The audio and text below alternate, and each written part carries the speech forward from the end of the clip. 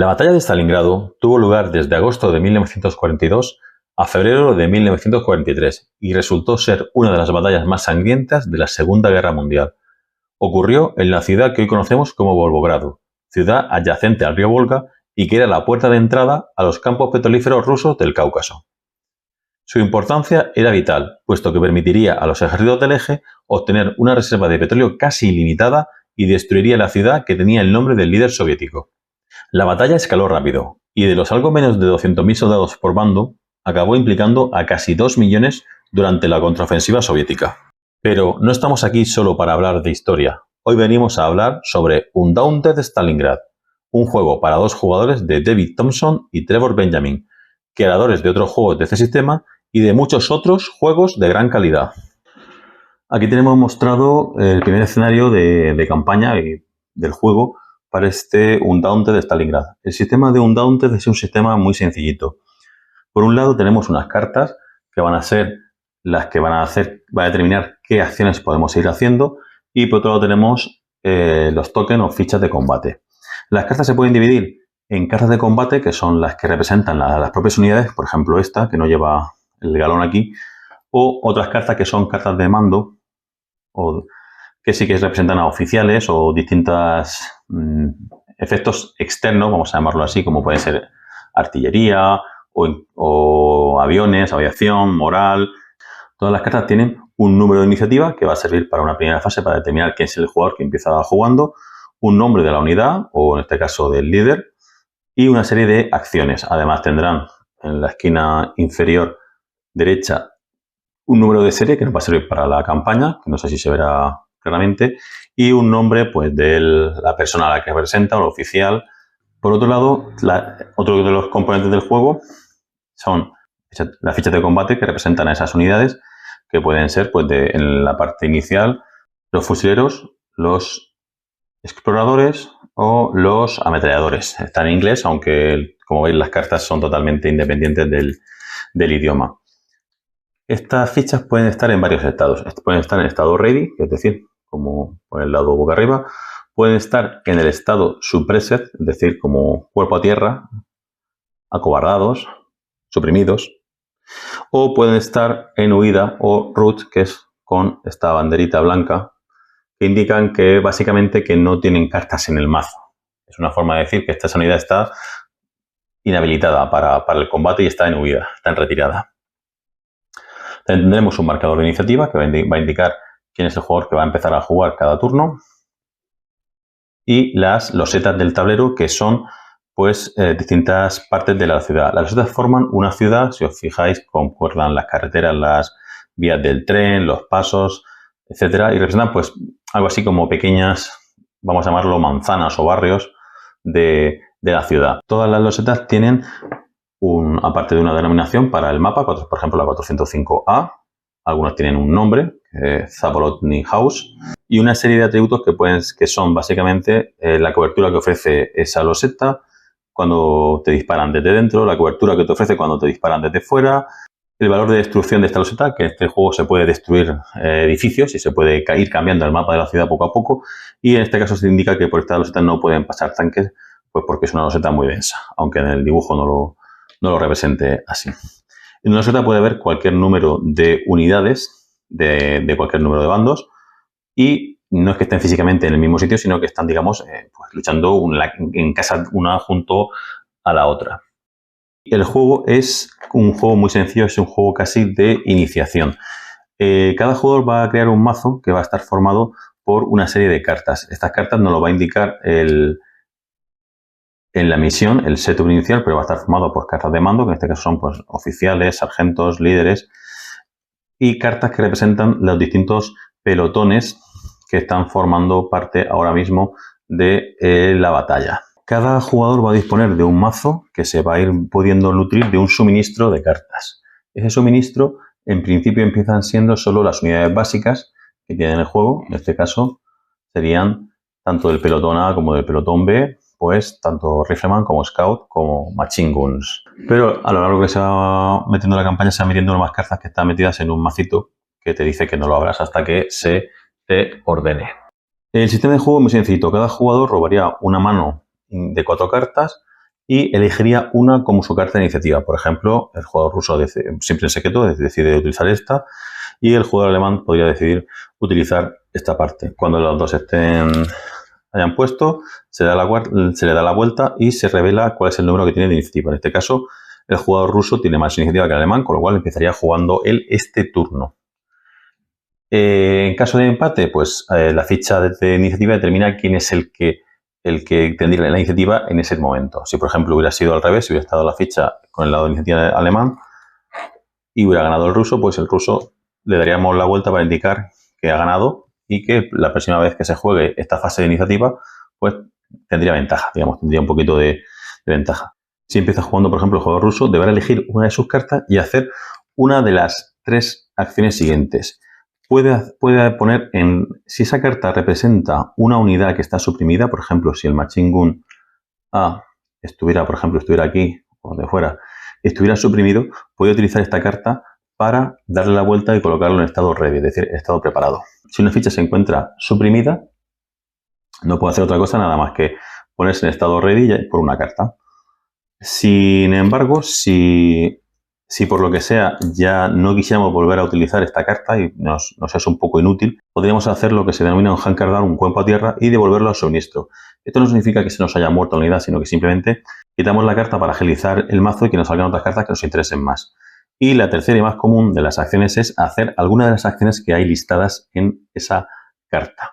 Las acciones que podemos hacer pues van a ser de todo tipo. En las cartas básicas, las acciones más normales son, aparte de una de ataque que hay en todas las cartas, es mover, por ejemplo, controlar, es scout. Cada ficha de combate tiene una labor, vamos a llamarlo así, dentro de la batalla. Voy a explicar muy brevemente cómo funcionan las cartas iniciales. Por ejemplo, si utilizamos esta carta, Scout B, podríamos actuar con la ficha de Scout B y podría hacer alguna de estas 4 acciones.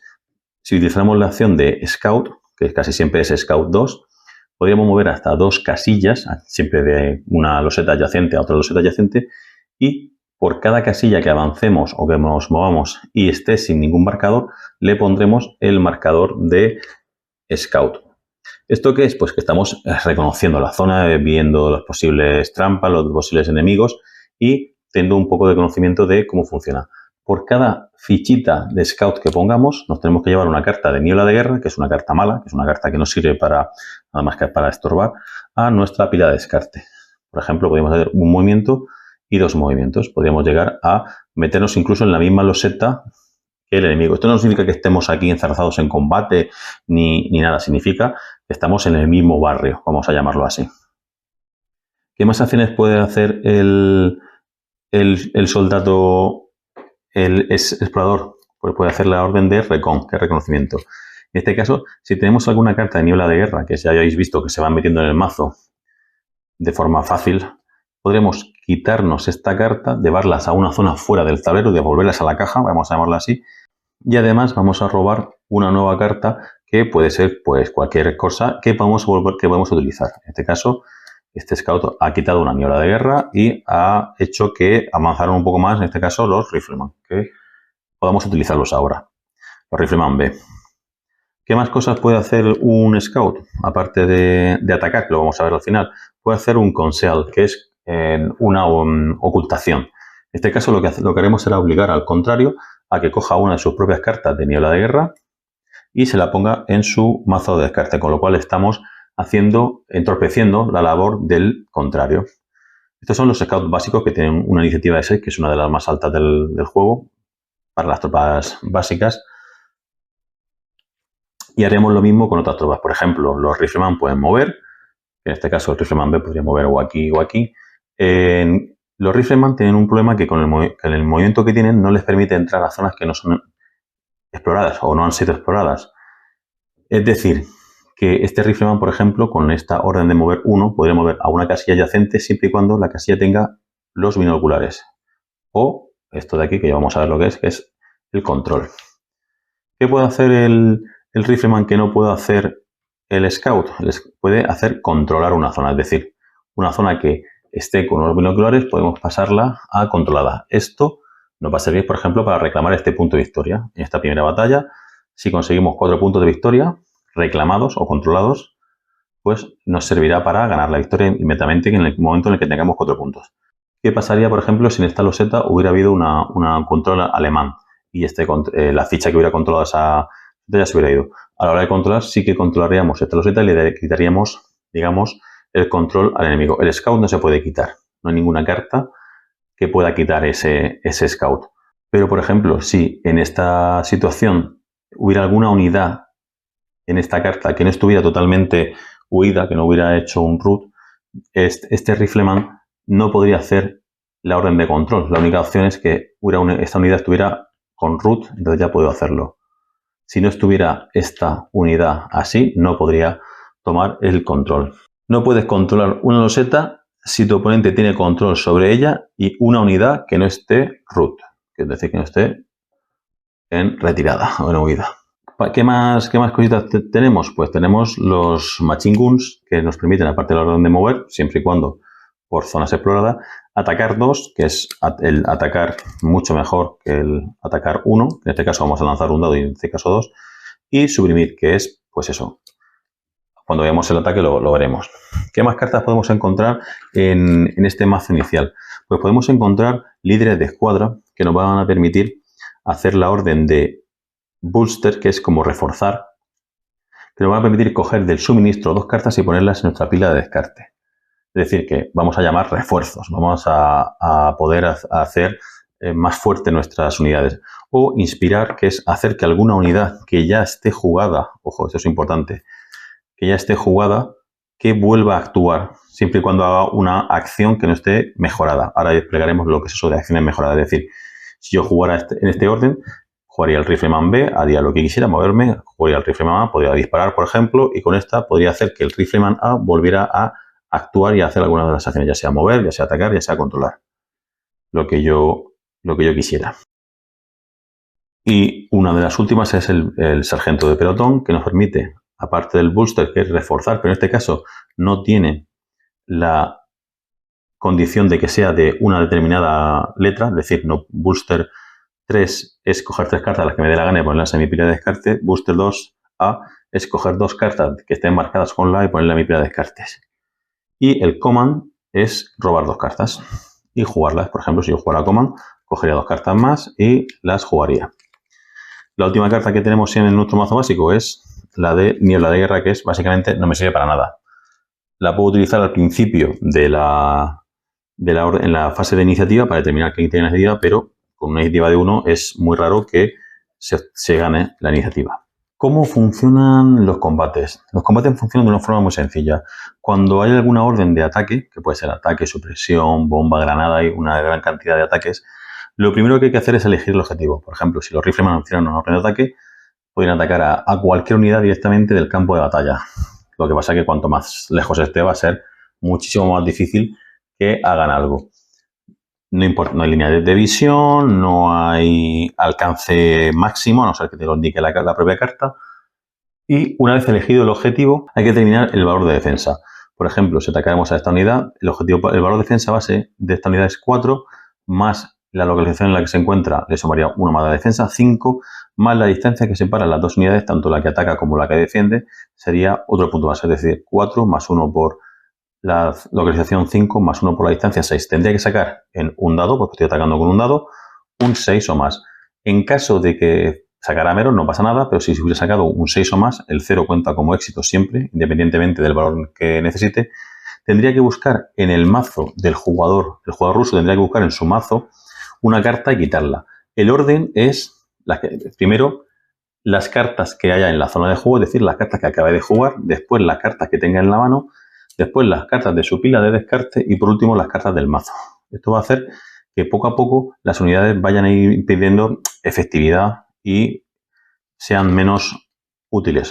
Estas cartas van a ir a una pila de muerte que en algunas partidas puede ser que la pila sea una enorme cantidad de masa y al final de la partida, en el modo campaña, se va a ver cuáles de esas unidades han sido realmente caídas en combate y cuáles pueden volver a la partida siguiente sin ningún tipo de problema.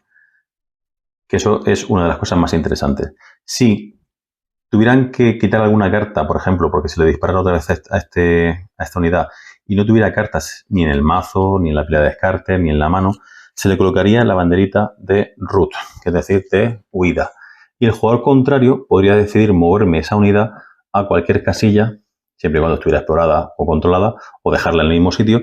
Pero ya sabemos que las unidades que tienen banderita es que no tienen ninguna carta metida en el mazo. Si por alguna orden, como por ejemplo la orden de booster del oficial correspondiente, hiciera que se metieran cartas de ese Rifleman A de nuevo en el mazo, esta banderita desaparecería. Si en vez de dispararle con el Rifleman le hubiéramos disparado con el Machine Gun, el valor de ataque pasa de 1 a 2. En este caso, en vez de lanzar un dado, lanzaría 2 dados. Si cualquiera de los dos resultados hubiera sido un éxito, se quitaría una carta. No se quitaría una carta por cada éxito, sino uno por cada 2.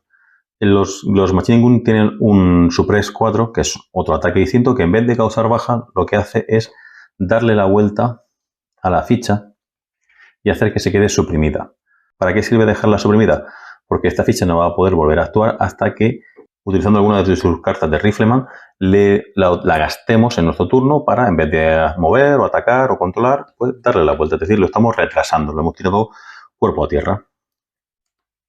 ¿Tipos de ataque? Pues muchos y muy variados. Hay 8 tipos distintos de ataque, cada uno con alguna peculiaridad. Algunos hacen objetivo a edificios, otros hacen objetivo a toda la cuadrícula, otros se pueden utilizar solo a distancia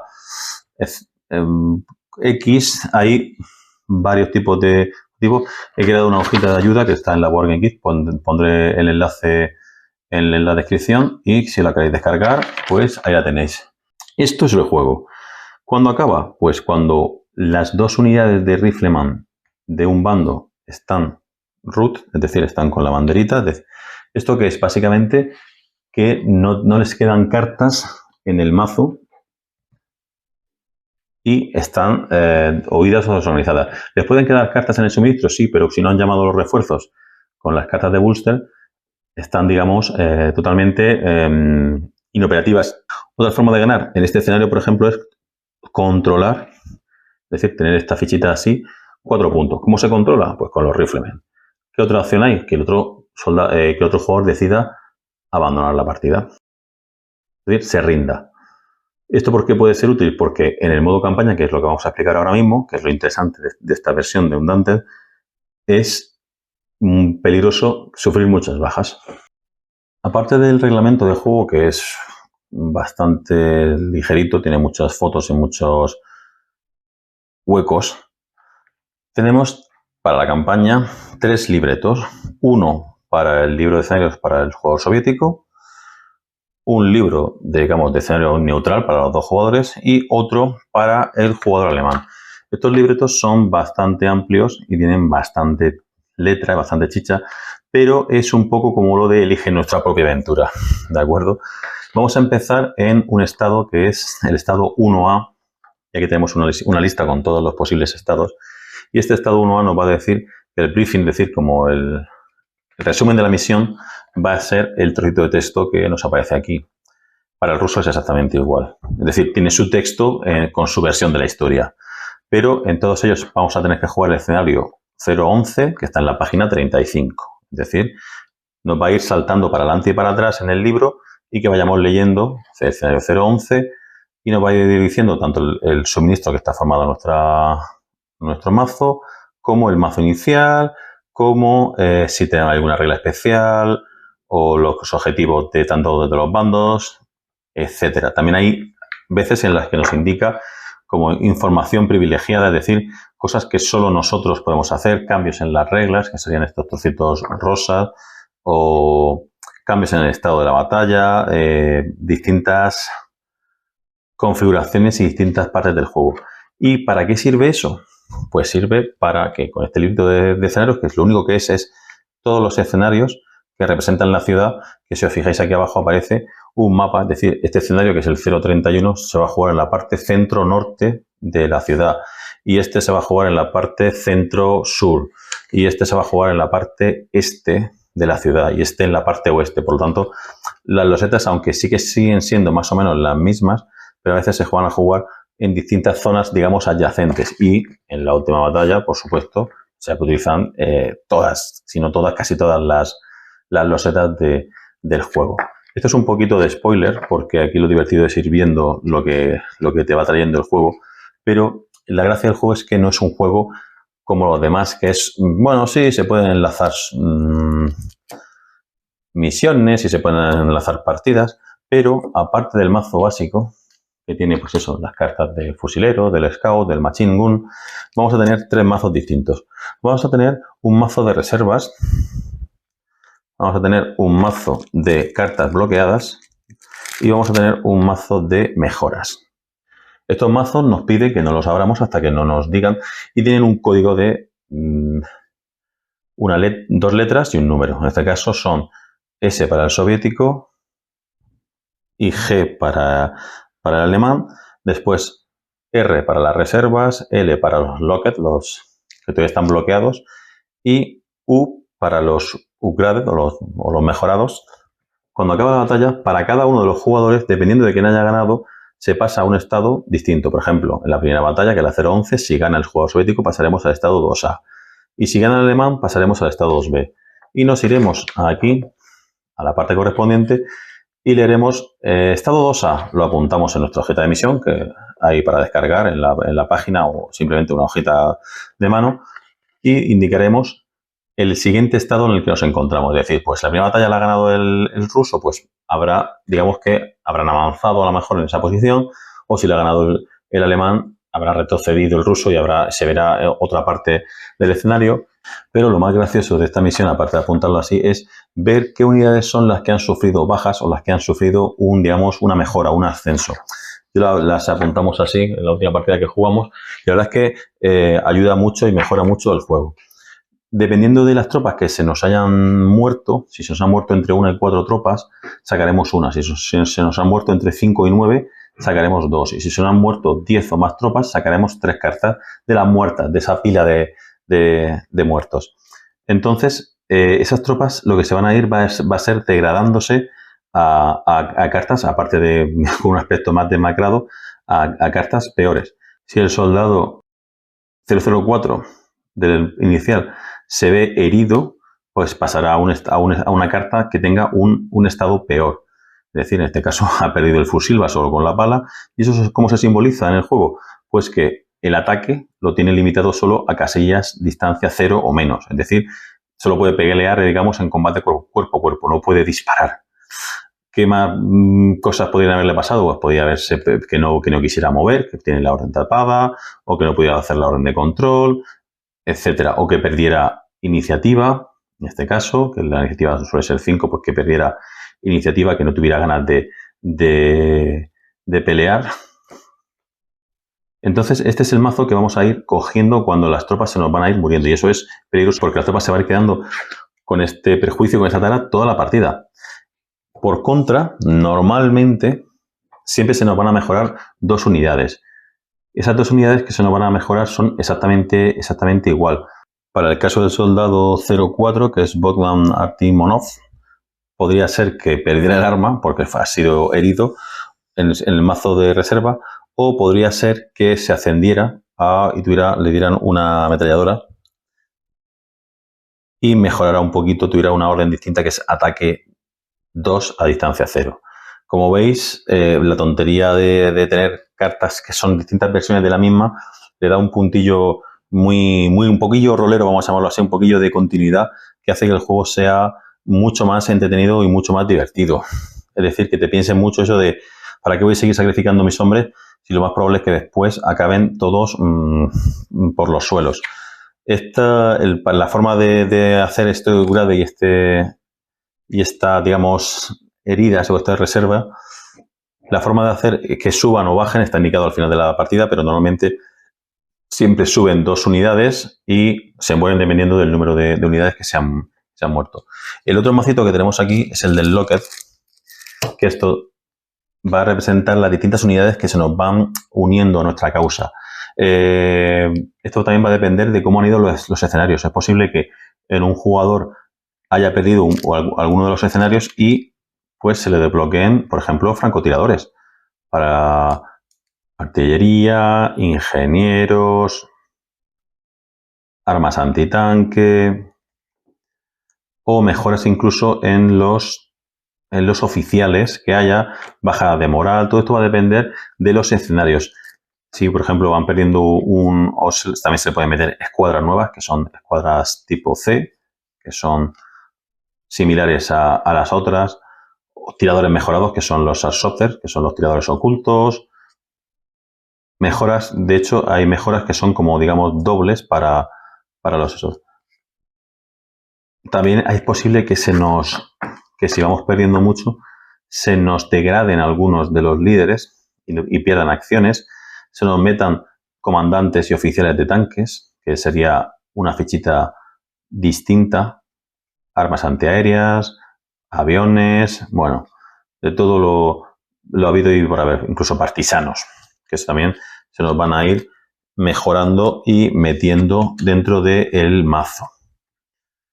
¿Cómo se sabe que se mete y que se saca? Pues está el señor librito, que tiene aquí un montón de opciones y, por ejemplo, si llegáramos al punto 242 después de un texto descriptivo de la historia de seguir jugando, reemplazaríamos al sargento de pelotón con el 090, que es una mejora. ¿Esto qué va a hacer? Va a hacer que los mazos vayan cambiando y vayan siendo un poquito más, digamos, personalizados según cómo nos ha ido la campaña. Pero otra de las cosas muy importantes es que el escenario va a ir cambiando. En la loseta 407, que es la de la casa de Pavlovsk, empieza siendo con una defensa bastante buena, que es 3-1, pero poco a poco, si se va viendo sometida a bombardeos o a cargas de munición, va a ir empeorando un poquito, en este caso a 2-1, y va a acabar hecha un desastre que va a ser simplemente una loseta, todo escombros, y estas losetas van a ir afectando al juego dependiendo de pues lo que vayamos haciendo. Y al revés, también puede haber losetas que sean losetas fortificadas, por ejemplo, que sean mejoradas, que es con el símbolo este que es fortificado, que esto es que afecta solo al que la domina, es decir, el que tenga el marcadorcito de dominio sobre ella va a ser el que obtenga ese bono. Todo esto va a hacer que el mapa vaya cambiando y que se vayan disputando, aunque sean batallas o por zonas parecidas, pero nunca van a ser la misma batalla. Todo esto, para poder ordenarlo correctamente, pues tenemos varias secciones que van a representar la ciudad actual, la ciudad con los distintos cambios que se van a ir sacando y metiendo losetas de un sitio a otro para indicar cuál es la configuración actual de la loseta, y también dos bandejas extraíbles para poder darle a cada jugador, en este caso sería la del alemán, pues unas bandejitas para poder almacenar el mazo que tenemos activo actualmente, el mazo de las mejoras, el mazo de las cartas bloqueadas, el mazo de las cartas eliminadas, que son las que se van a ir muriendo, ya sea porque han ascendido o porque directamente se han muerto, y el mazo de reservas, que son pues los reemplazos que van a venir a sustituir a las tropas que han ido cayendo. Esto, por supuesto, en un cajote importante. ¿Alguna cosilla más que no he contado y que está en el modo campaña? Pues podemos encontrar túneles que sirven para comunicar dos zonas, digamos, sin pasar por el medio, por ejemplo. No es el caso, pero podrían comunicarse esta zona con esta zona, y esta zona y esta zona se considerarían adyacentes a efectos de movimiento, es decir, una unidad podría moverse desde aquí hasta aquí gastando solo un punto de movimiento. Por supuesto, los túneles se pueden romper, por eso tienen el valorcito del escudo, que para ello hace falta un arma antitanque. Y hablando de antitanque, hay distintos modelos, tanto para el jugador soviético como para el jugador alemán, de distintos tanques. En resumen, las cosas buenas de este juego es que tiene modo campaña. Las cosas malas de este juego es que tiene modo campaña. Es decir, que para poder sacarle el pringue total, lo suyo es jugarlo una campaña y jugar pues las hasta 15 batallas que puede haber en una campaña. Se podría acabar un poquito antes con 12 partidas, pero eso solo es si un bando ha ganado mucho y ha desequilibrado mucho la balanza, se acaba un poco antes. ¿También se puede jugar un escenario suelto? Pues sí, podríamos coger, por ejemplo, oye, pues venga, vamos a jugar el escenario 92. Pero digamos, la gracia del juego es el modo historia y el ver cómo tus unidades van mejorando, sufriendo bajas, vas encariñándote un poquito con las cartas y con los jugadores, con las fichas, y vas viendo cómo va evolucionando, y te da un poquito de pena mandarlas a morir sin un objetivo claro. Bueno, como siempre, sabemos que la guerra es un acto depravable, pero este vídeo no trata ni mucho menos de ahondar en eso, sino en un sistema de juego y una temática que puede proporcionar mucho entretenimiento, y aunque el juego es de reglas sencillas, que se ha explicado completamente el juego básico en este vídeo, tiene una profundidad importante y una táctica a tener en cuenta. Espero que os haya gustado. Ya sabéis, si queréis más vídeos, comentarios, dejadlo en el canal, y os podéis suscribir si queréis estar al día con nuevos vídeos. Nada más. Paz y adiós.